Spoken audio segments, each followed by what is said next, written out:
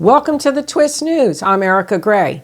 Today I'm going to have on the show Jeff Crouere, who is a popular political analyst, columnist, and radio and television personality. And he is the author of the book, America's Last Stand. I enjoy doing it, and I love being on programs, so thank you so much for having me. Yes, and you're a wealth of information, and not only are we going to do today's program, but also in the future, I'm going to be having you back very shortly. So you have a theory about Virginia Dupray's suicide. Well, my working theory is that Jeffrey Epstein did not commit suicide. And I've always been very suspicious about the circumstances surrounding his death. And of course, the official, report was that he committed suicide. I'm skeptical of that. Yeah, we know he didn't. I don't think we need a lot of evidence to know he didn't. Right. But what struck me when I received the press release that you had put out, what struck me was it was exactly what I was thinking when I first heard of her alleged suicide. Well, yeah, and then we fast forward to today, dealing with the news that the most prominent accuser of Jeffrey Epstein is now dead. And this is a woman that had been through abuse, been through lawsuits, been through shame, had to deal with all kinds of troubles in her life. I think it started at a very young age. Mm-hmm. She tweeted a few years ago that, if there are ever reports of her suicide, don't believe them. She's not suicidal. Her lawyer says she was not suicidal. Her dad said that she was not suicidal. Other family members have said it was suicide. So they're conflicting reports. The police are standing by suicide. But my gut tells me, and it's usually right. I like that. Yeah, that this is not suicide because she angered some very powerful people. I mean, she exposed a horrible network of abuse that was going on that Jeffrey Epstein was at the center of. And I worry about other victims who have been coming forward, and I worry about their safety. And who do you think is behind her murder or her death? Well, that is the $64 trillion question. I mean, I don't know. I do know that she's someone who just a few weeks ago got into what I think is sort of a suspicious accident with a bus and had been severely injured, talked about just having a few days to live. She obviously was able to get through that, survive that. And then, her lawyer said that she had been talking to her in an upbeat manner about the future. So she had children. She expressed in her social media post after the accident that, she loved her children, wanted to see her children. And then now she's committed suicide. No, I don't think so. The problem is we don't know the extent of the Jeffrey Epstein network, because we're still waiting, which is part of the article that I wrote, on all the disclosures. So and why aren't those being released? Those names. And that is a troubling sort of situation with the Department of Justice. Pam Bondi has said over and over that they would be released. She said the files were on her desk, and they haven't been. She had an initial release February 27th of some recycled materials, very little new information. She gave them to some social media influencers, and they, showed their white binders, but it really wasn't anything new.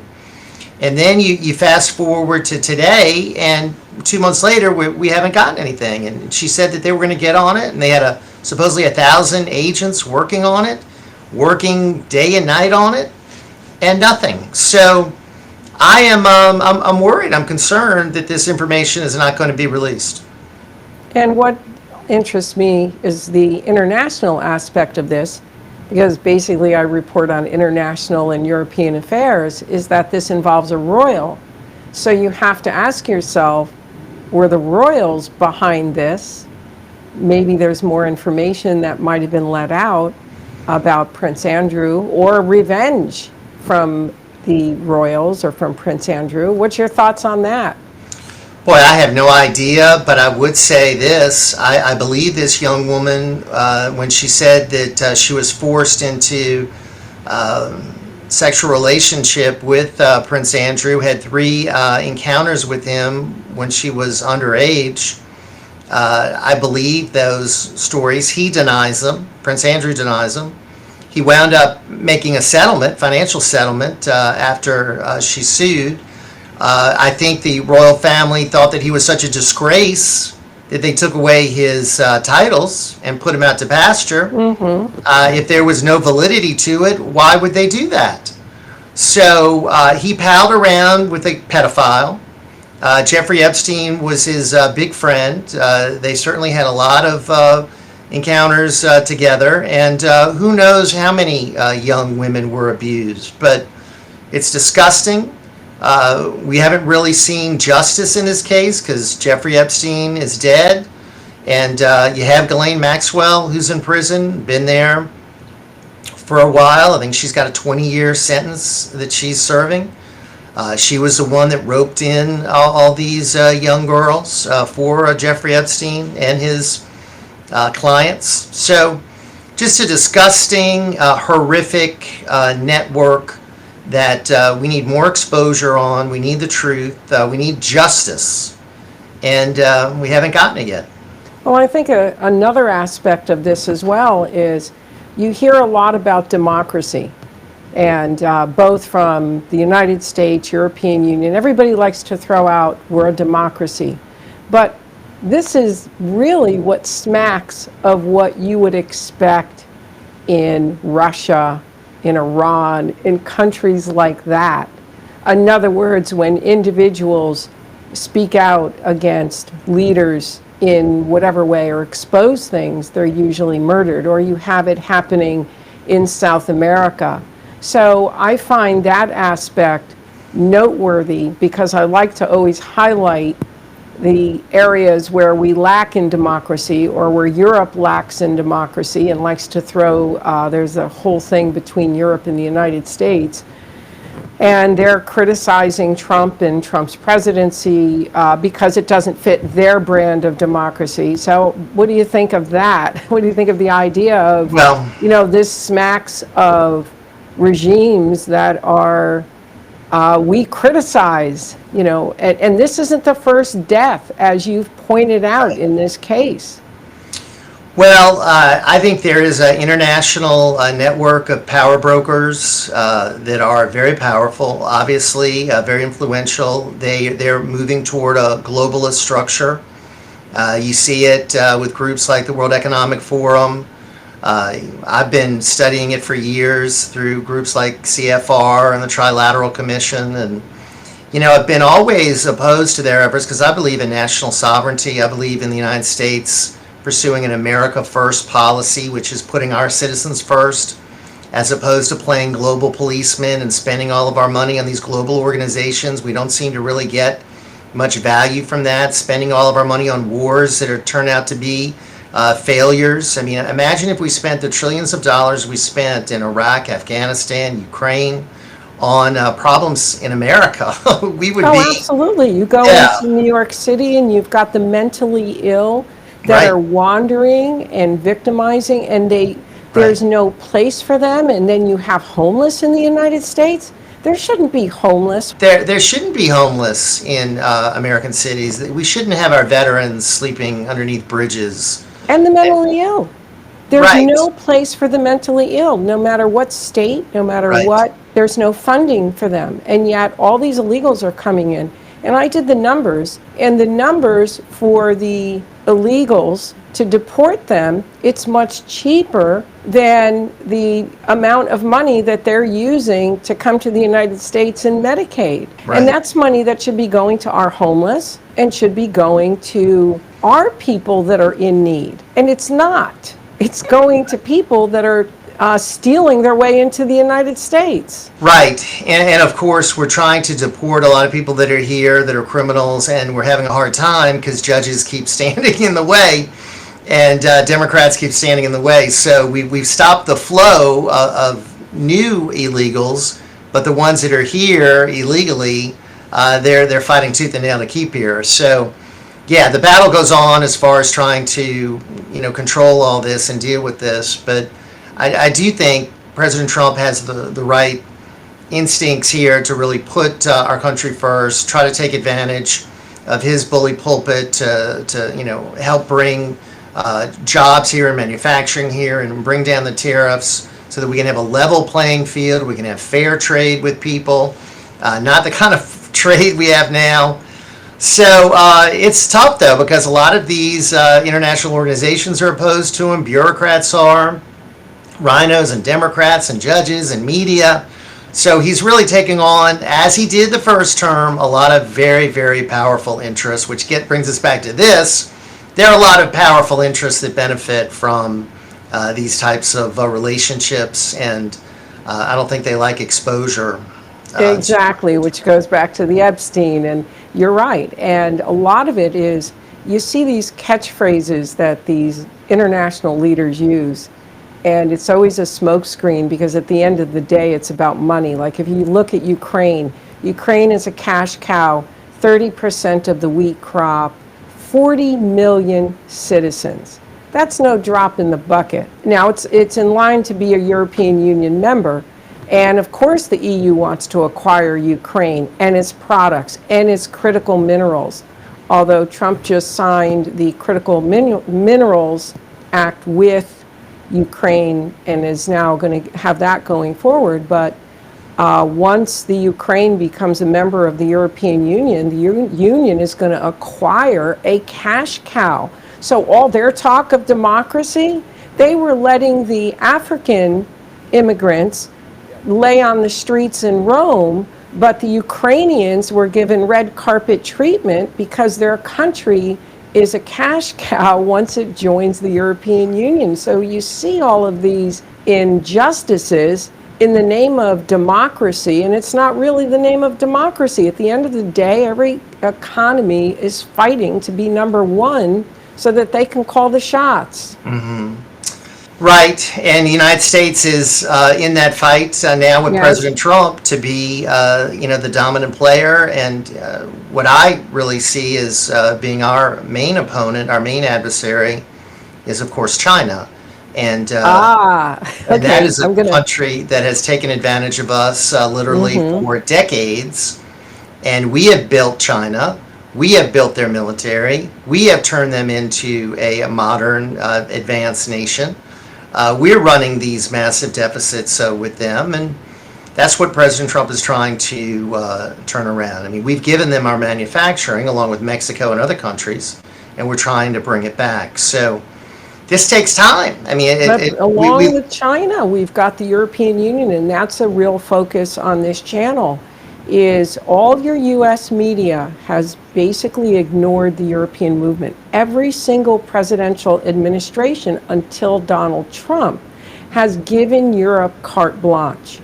Europe, I just listened to Friedrich Merz, the new German chancellor, and he basically stated that this is now the hour of Europe. Ursula von der Leyen, the Commission president, said there's going to be a new renaissance. And there was an expert who spoke and basically said that what's now happening because of Donald Trump's presidency in the EU is the equivalent or greater than when the EU first formed. It's like a revolution because they're now putting through decisions that are not in the best interests of the United States. And they're already bullying us in their Digital Services Act, their Digital Markets Act. They just find 2 more tech companies, and they're talking about how they just need to sign a few more trade pacts, and they will not be affected by our tariffs. And in addition to not being affected by our tariffs, they will not be affected by how they're going to retaliate. And what's frightening about this, Jeff, is they're not forming with us in mind. They want to call the shots. They're already calling the shots. They're hitting our tech companies with huge, huge fines. their potential is so great and it's not being reported. And I don't know that Donald Trump's policies are going to be able to counter Right. because they've come too far. It's, in other words, I believe he's in too late, although I think he's on the right track. Well, I guess my view of Europe is that they've been freeloading on the United States for decades. We've been bailing them out, coming to their rescue. We've been taking care of their military needs. We've been funding most of NATO and these international organizations. They've been taking advantage of us so that they can have a, cradle to grave social welfare state because they don't have to spend as much on their own military because the United States is there. We've got troops there.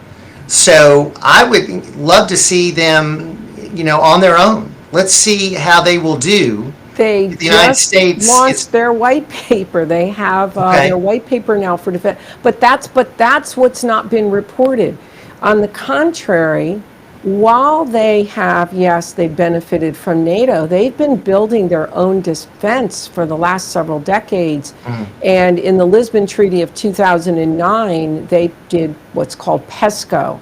And it's kind of like you're giving a foundation, but you have to keep building on it. Then they did something when the Ukraine conflict began, and they added more. Well, now they just did a white paper, and they're basically going to have a military that's going to be extremely on par with the United States, except in the area of nuclear weapons. Right. And they're not going to be giving it as much financially, but they're giving it a huge, huge boost. So essentially, they're building this overnight. But again, it was never reported in the U.S. media that Right. they were talking for years about how they didn't want to rely on NATO, how they wanted their own defense. Right. And it's almost, it depends which party in Europe, but your real European movement, again, which is not reported in the US media, have been saying they want their own defense, they want to call their own shots. And what's frightening is they now have, during the Biden administrations, during a lot of these Democratic administrations, and I think Trump is on the right track now. The problem is it might be too late with Canada becoming a 51st state. I see what he's doing. I think he knows that Europe is now a threat. I think they Right. know it at the State Department. I think they're not saying it. And if you look at some of the things he's talking about doing, he's trying to become a regional, because Europe is going to be regional by the next treaty changes, and when Europe takes in the next members, potentially it's going to have 670 million citizens. They're deepening the common market, their common market in areas, which is going to boost their GDP as well, because it's going to make trade among themselves even cheaper, boosting Right. their GDP. They're a continent of savers, where the United States, we're all in debt. And I believe that Trump is really trying to deal with this, but I hope he is. I mean, it's a sort of a renewal of the Monroe Doctrine, where we're focusing more on our backyard. Panama, of course, has been in Greenland. He's talked about Canada, and maybe he realizes that these so-called allies are going to be more like adversaries. they are. We'll have to just see. I'm not really concerned about taking care of Europe. I don't really even think a lot of these organizations are that beneficial. I question whether we even need NATO. I question why our troops are over there. I do like the fact we now have military on our own border to protect us. I think Europe's got a problem. I mean, they've been allowing illegals into their countries for many, many years. So they're going to have a problem dealing with people that have flooded in there from countries that don't share their backgrounds and have different faiths and different and customs and traditions. So I don't want the United States to follow down that path. I mean, we've already got enough of a problem here. So maybe we just have just continuing directions where we just move in different directions. We focus more on the United States. They focus more on EU and joining together. I know there's some outliers. Hungary is an outlier, I would presume. Possibly Romania coming up. I don't know if they'll ever get enough votes to secure that kind of leadership in the UK or France, but you do have pockets of resistance to all this. You do have some sovereignty efforts going on but there in the Europe. problem is, and this is what I never could understand with Obama and Biden, is Biden and Obama were so quick, our allies, our allies. I remember with Ukraine, when they started throwing all the money at Ukraine and Obama going over there and our allies, nonsense. First of all, they're undemocratic. The institutional structure of the European Union is entirely undemocratic. So to first say that we're with our democratic allies is not true. They have what's called a democratic deficit. There's too much power in the center. It's essentially a superstate, and powers aren't balanced, and the main power players are not elected. I don't understand why even Biden began throwing so much money into Ukraine, other than there was a report about wanting to essentially take down Russia so that the big companies can go into Russia and own Russia's minerals and Russia's, and I forget the political scientist's name who actually wrote about that in Foreign Policy, but that seemed to make a lot of sense. Makes a lot of sense to me too. I mean, ever since the fall of the Soviet Union, what has NATO been doing and the EU been doing? Expanding eastward, right? So they've been challenging more and more and more Russia. And that's why I do think they're so interested in Ukraine. They want to weaken Russia. I don't think Russia is going to be invading France. I don't think Russia is going to be invading. I mean, they have their eyes on some of their old former Soviet territories, but I don't think they are a threat to Western Europe. I don't. Maybe I'm naive. I don't think they are. I agree with you. What I don't understand is the U.S. Senate report of 2016 that talked about Russia being a threat. But if you look at Vladimir Putin, he's been in power 20 plus years, and what, Ukraine, Georgia, they're border countries that wanted to join NATO. If he was really expansionist, he would have already gone into many nations. But what did we keep doing? We kept expanding NATO. That's right. Who's been the expansionist? The West, not Russia. So exactly. I think all of this is to fuel the military-industrial complex, the neocons, their thirst for endless war. I mean, look at what it's done to us in Iraq and Afghanistan. Look at the treasure that we've lost, our best and brightest, the money, the people that are forever damaged by that war mentally and physically. It's just, to me, infuriating. But again, I go back to Donald Trump. He is someone that doesn't believe in that. And he has the old Reagan philosophy of peace through strength. You know, build up our military so we don't need to use it. After Reagan left office, we started getting into wars. And then, of course, we didn't under Trump, and then we got into them again under Biden. The world started going to war. Notice how Putin didn't invade any country when Trump was there. Biden was a dinosaur. Right. And was a dinosaur in his foreign policy. And Putin understood the multipolar order that was emerging. He mastered it. And he mastered it by bringing together the BRIC nations and knowing how to counter this fierce attack from the West.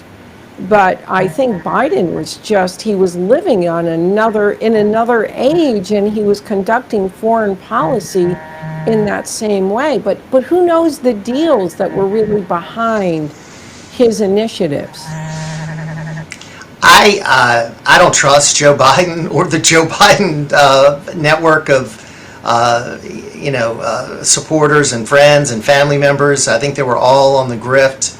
I think the whole Ukraine thing you got to look at through the Biden family and what Hunter was getting out of Ukraine and the relationships there and Joe Biden's efforts to shut down the prosecution of Burisma and all the different lies that he told about not knowing anything about it. Of course he knew about it. Of course he was very intimately involved in it. So, yeah, I think he's a part of a corrupt family. I think personally he's corrupt. He's a dinosaur. Yes, he should have never. Bringing a dinosaur in his foreign policy. Yeah. He was still operating from the United States as this, we're a unipolar world, and it's not a unipolar world. It's a very changed world. Right. But tragically, because of his decisions, the United States, and that's why I like the idea of your book, America's Last Chance, and there's been a lot of time, valuable time, that's now been lost because that empire across the Atlantic, that thing has been building. And if you look at its potential after this next 5 years, when it completes, Mario Draghi, former president of the ECB, there was the Draghi report, and then Enrico Letta, he was the former Italian prime minister, the Letta report. Both of these reports, they're enacting to deepen their common market. And that's, like I said, it's going to boost GDP. They're going to have their capital markets union, which means that they're going to combine all 27 nations' markets so that they operate like the United States with an S&P for Europe, like we have an S&P 500. And so if you take all these things and then you look at the members that they're taking in, the treaty changes that are coming, as well as the potential for even 40-something members, because now they're going to have tiers. This thing across the Atlantic could potentially swell up to 770 million citizens. Right now, it is a trade hub for the world. So what's frightening is that it's undemocratic. Some of the things it wants in the treaty concerning conservatives, they want to do away in the treaty itself with the terminology of man and woman.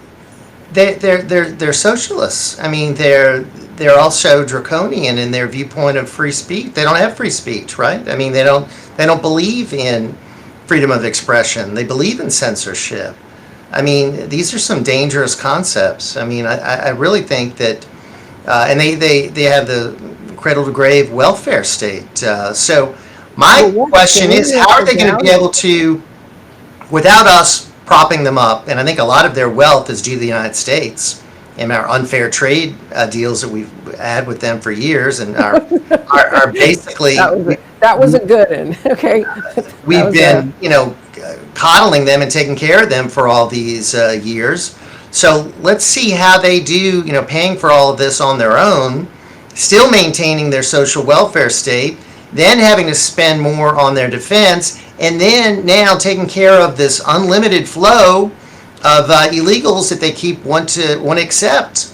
And these countries look like they're changing, to me, pretty dramatically. Crime is going up. I don't think it's all a bed of roses for Europe. I would not want to trade places with America.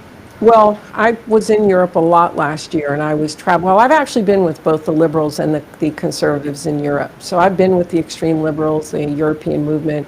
I've also been with the conservatives, Giorgia Meloni's political party. And I think what struck me was the conservative social viewpoint is so in the minority that they consider, okay, so if you don't go along with the LBG nonsense, if you don't go along with that, you're considered like a criminal defying the rule of law. That's frightening. It's not to that extreme here in the United States, although the liberals were trying to bring it there. It's even worse there. But what's frightening is they want to incorporate this into the treaty. And Emmanuel Macron, French President Emmanuel Macron, stated in the Netherlands some time ago that they wanted to put reciprocity clauses in their trade pacts, but not reciprocity for dealing with products, but meaning you would have to go along with some of their laws. And I think what's really scary, Jeff, is this. If this thing continues to grow in the trajectory that it's growing, and already it is a trade hub, its economy is hedged because of so many trade pacts. And one thing about Donald Trump is he's working now to get a lot of trade agreements for the United States. Right.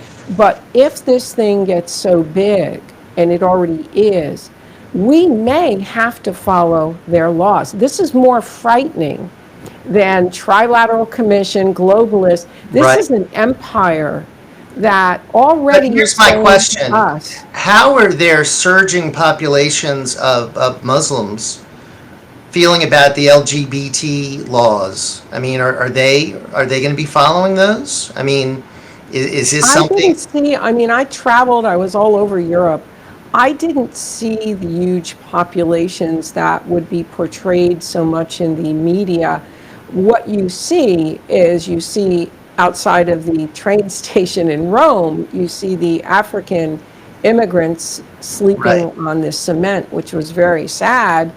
As you're watching the Ukrainians being given apartments and anything that they could Well, possibly need. and But they are working on the immigration issue. They are working on it. I know are they? Giorgia Okay. Meloni is Well, working on it with the African countries, and they're looking at having, again, a unified policy for it. And so they are addressing that issue.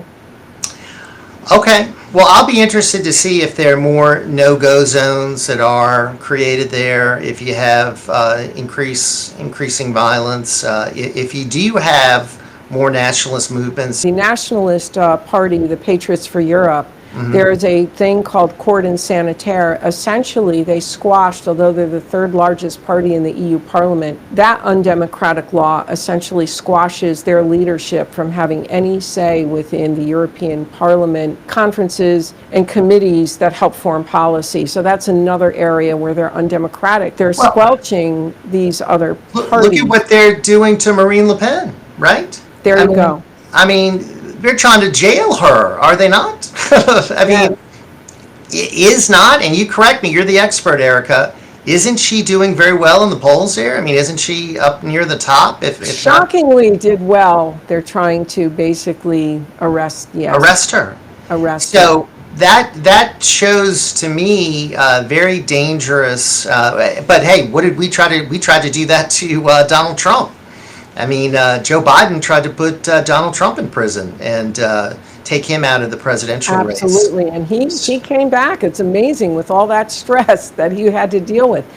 Finally, Jeff, where can people find you? Because you're all over the place. You're on Right. several different shows. Well, listen. Let me just thank you for having me. I'd love to come back. The best place would be just my website, which is my last name, crouere.net, CROUERE.net. I'm doing a web poll right now on the Trump first 100 days. And there's just links to my social media and columns and videos and things that I'm doing right there. So that'd be a great And the place book to go. is America's Last Chance. Well, thank Yes. you, Jeff, for coming on today, and definitely we'll have you again. Thank you, Erica. Thank you so much. I hope you enjoyed and found it informative as I found it. And also, you want to be sure to hit that subscribe button and stay tuned for more. This has been Erika Grey of the Twist News.